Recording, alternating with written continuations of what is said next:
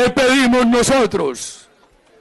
Nosotros pedimos una intervención internacional, preferiblemente avalada por las Naciones Unidas, que desaloje a esos tiranos del poder y convoque de inmediato a unas elecciones libres. Que el señor especializado en ser timador no siga hablando de paramilitares, porque anoche decía él, con mucha burla, que aquí venía Uribe a reunirse con sus paramilitares. Que ese timador sepa que lo que nosotros queremos, por aquello que propugnamos, es por una intervención militar internacional con el ejército de Venezuela, que desaloje a la dictadura. Me parece muy responsable la propuesta de pedir una guerra para Venezuela. Una intervención militar trae muertos, trae heridos, trae guerra, trae caos, trae incertidumbre. Y yo creo que ningún colombiano debería pedir eso. Creo que nosotros debemos tender la mano para un puente, que nuestras relaciones diplomáticas puedan hablar con la oposición, con el gobierno, que ojalá transiten de buena manera en Venezuela este nuevo rumbo político. Pero los colombianos tenemos que ayudar es que haya paz, haya estabilidad. Nosotros vimos una guerra de hace más de 60 años, que no es sino muerte y dolor. Lo peor que podemos hacer es solicitar que otro país pase el mismo suplicio que pasamos los colombianos. Así que hay que abrir las puertas al diálogo, a la reconciliación, al entendimiento, pero nunca a la guerra. Presidente Gustavo Petro reiteró que no romperá relaciones diplomáticas con Venezuela, pese a que no se permitió que María Corina Machado pudiera participar en las elecciones. El jefe de Estado además dijo que impulsar una intervención militar en el vecino país sería la mayor estupidez de la historia.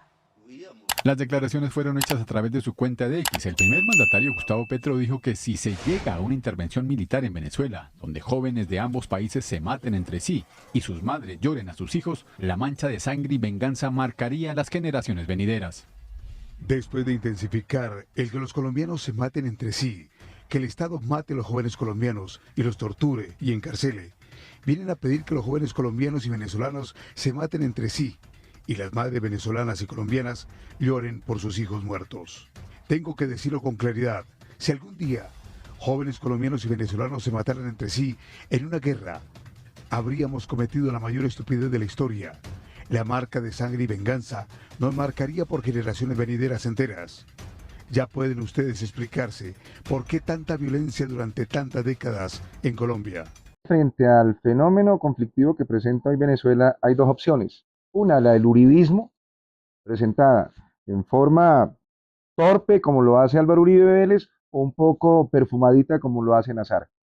Pero finalmente, esta de desarrollar esos procesos de asfixia política, que entre otras cosas habría que recordarle a usted, el cerco democrático que se inventó el gobierno del cual usted participó fue el que finalmente generó esta situación de ruptura de las relaciones diplomáticas que conllevó, entre otras cosas, a un fenómeno de, termino yo,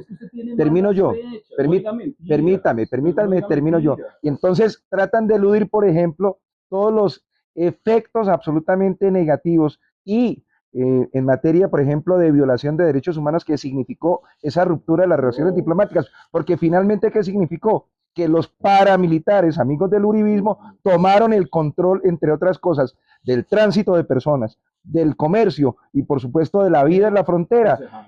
Segundo, habría que decir lo siguiente, permítame esto,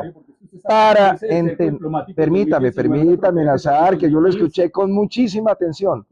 Frente a un conflicto de esta naturaleza, usted tiene la opción, o sencillamente lo inflama más, sencillamente utilizando elementos combustibles, o por el contrario, utiliza los mecanismos propios de un estadista como Petro, y se lo vuelvo a ratificar, el desarrollo de procesos de diálogo, de negociación que permitan finalmente un acuerdo político, un pacto por la paz, un pacto por la vida, un pacto por la democracia en Venezuela que permita, entre otras cosas, la convocatoria de unas elecciones libres. Dentro de las negociaciones, sin duda alguna, tendrá que asumirse el capítulo del desbloqueo económico al pueblo venezolano. Álvaro Uribe Vélez triste personaje paramilitar y narcotraficante, asesino y criminal, hoy pidiendo la intervención militar de Venezuela. Cobarde, ven tú al frente de las tropas, Álvaro Uribe. Te espero en el campo de batalla. Cobarde, ruin, fascista, criminal, narcotraficante. Da la cara, no mandes a otros, criminal. ¡Abajo, Uribe! Basta de discursos peligrosos. No podemos aceptar las declaraciones incendiarias de la oposición pidiendo una intervención militar internacional en Venezuela cuando esto podría afectar la seguridad y la paz en la frontera con Colombia. Apoyamos la postura del gobierno colombiano frente a Venezuela. Se tiene que rechazar la vulneración de derechos humanos del gobierno venezolano contra la oposición, pero además el no reconocimiento de los resultados del proceso electoral venezolano, el cual padece irregularidades y no debe ser reconocido hasta tanto no se presenten las actas. El pueblo colombiano y venezolano han tenido relaciones históricas, económicas, de hermandad, culturales.